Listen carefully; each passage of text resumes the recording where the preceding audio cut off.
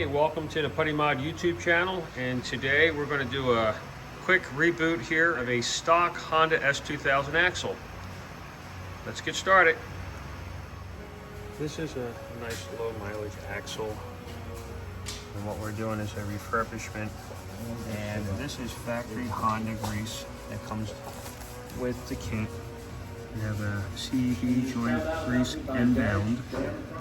Okay, so here we are, your inbound tripod, the roller bearings. Now you have to be sure that these bearings go on their proper posts. You can't mix and match. This is a matched race to that bearing, and you don't want issues with vibration or things like that if there's a different wear pattern. That's the retaining clip, and we'll go ahead and get that put in next. That's it, yeah.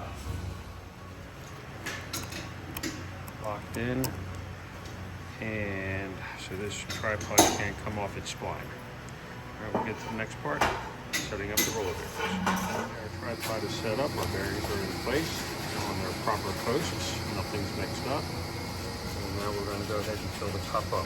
The grease is portion controlled, so you use the entire bottle. This way you don't make any mistakes and everything's perfect. We have our cup full of grease, the factory Honda grease. Now this is a special formulated grease. It is the #1 grease for the inbound CV. You do not want to use anything like a #2. It will end up ruining this axle. You have to use a very fluid grease like this #1. All right, let's get it covered up.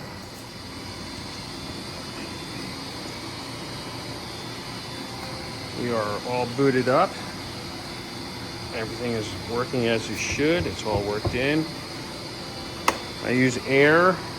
I'll go around the edge of this and check for leaks. Make sure that this doesn't swell up so I know it's airtight. I've done that already, and I will spare you that horrible sound. But that is a finished axle right there. And there you have it. This is a factory stock reconditioned axle.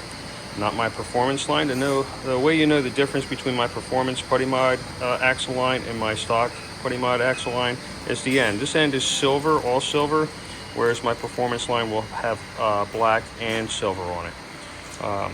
We just finished refurbishing this end. I did this end earlier this week, and I finally got to doing this end, and I figured I'd make a little short video on that, showing how that's done and on a stock axle.